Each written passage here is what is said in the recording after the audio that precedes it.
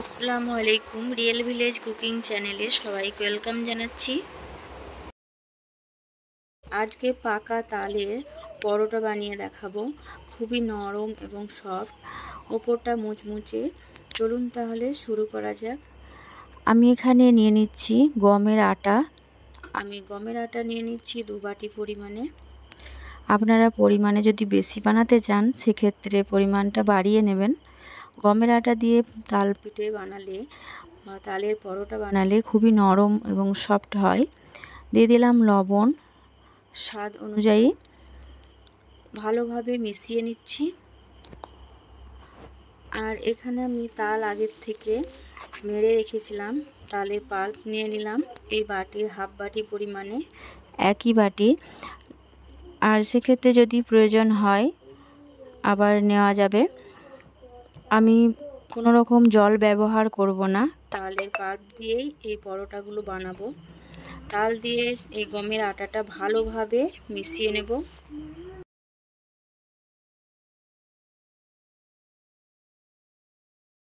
খুব ভালোভাবে হাত দিয়ে চটকে চটকে মেখে নিতে হবে।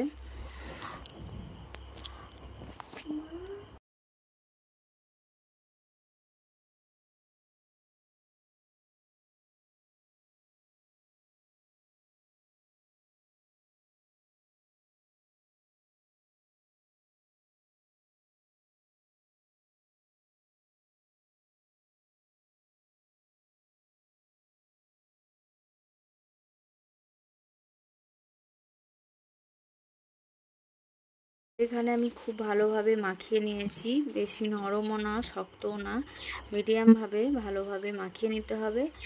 এবার এখান থেকে আমি লেচি কেটে নেব।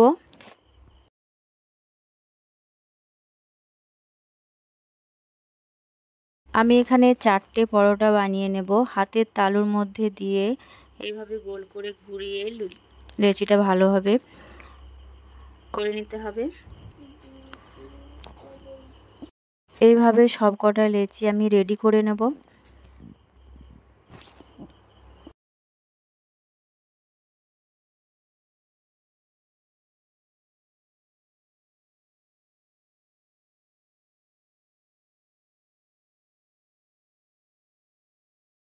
এবার পরোটাগুলোকে বেলে নেব। একটা বেলুনি এবং পিড়ে নিয়ে নিলাম, আর এর মধ্যে দিয়ে দিচ্ছি সামান্য গমের আটা। আর একটা লেচি নিয়ে আমি পরোটাটা বেলে নিচ্ছি। প্রথমে ভালো করে গোল করে পাতলা মতো করে বেলে নিতে হবে।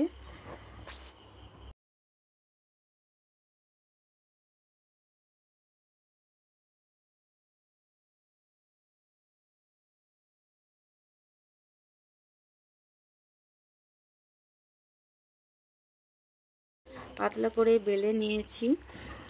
এবার এর মধ্যে আমি দিয়ে দিচ্ছি 2 টেবিল চামচের মতো সাদা তেল। সাদা তেল দিয়ে চারিদিকে হাত দিয়ে ভালোভাবে লাগিয়ে নেব।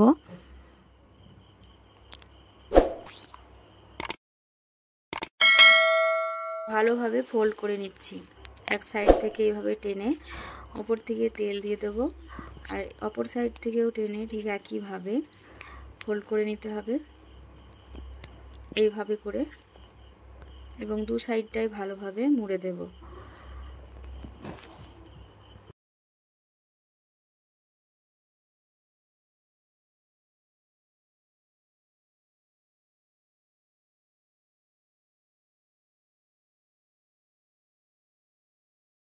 একটু ভালোভাবে শেপ করে নিচ্ছি এইভাবে হাত দিয়ে চেপে। এবার এটাকে আমি পরোটা বেলে নেব। সামান্য গমের আটা ছড়িয়ে দিচ্ছি। গমের আটা দিয়ে আমি ভালোভাবে পরোটাটা বেলে নেব।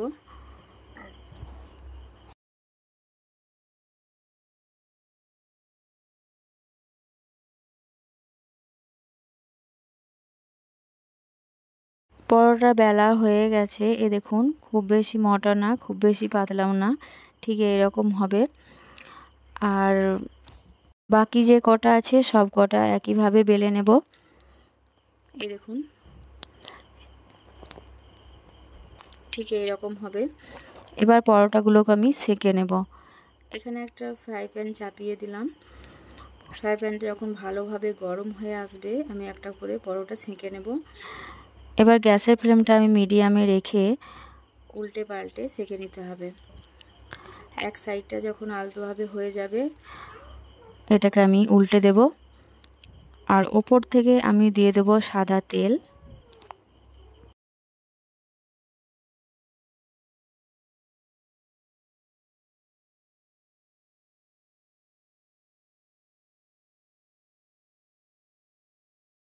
উল্টে পাল্টে লাল লাল করে ভেজে নিতে হবে।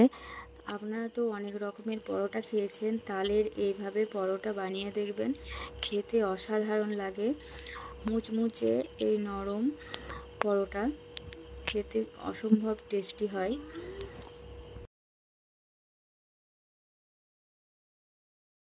এই দেখুন ভেতর থেকে ফুলে আসবে আর অসংখ্য লেয়ার হবে। উল্টে পাল্টে লাল লাল করে ভেজে নিচ্ছি।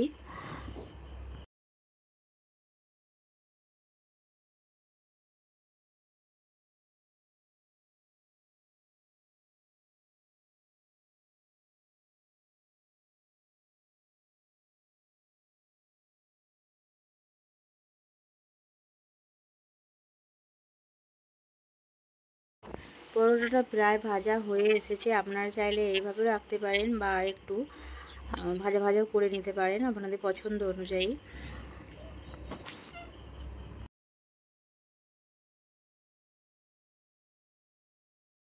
পরোটা ভাজা হয়ে গেছে, এবার আমি তুলে নিচ্ছি।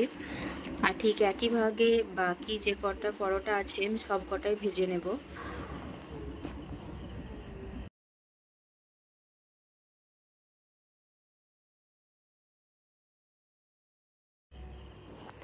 এই দেখুন খুবই মুচমুচে আর ভেতরে নরম তালের এই পরোটা। বন্ধুরা আপনাদের কেমন লাগলো অবশ্যই কমেন্টে জানাবেন, আর যদি ভালো লেগে থাকে সাবস্ক্রাইব করে পাশে থাকার অনুরোধ রইল।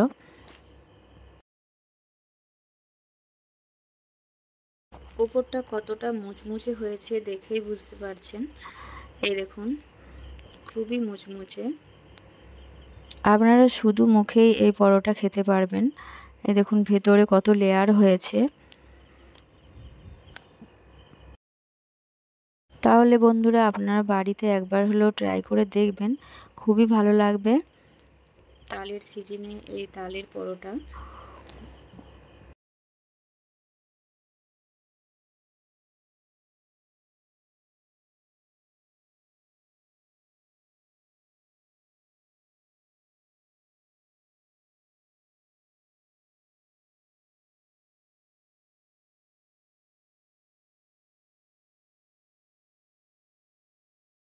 আজকের এই রেসিপি এখানেই শেষ করছি।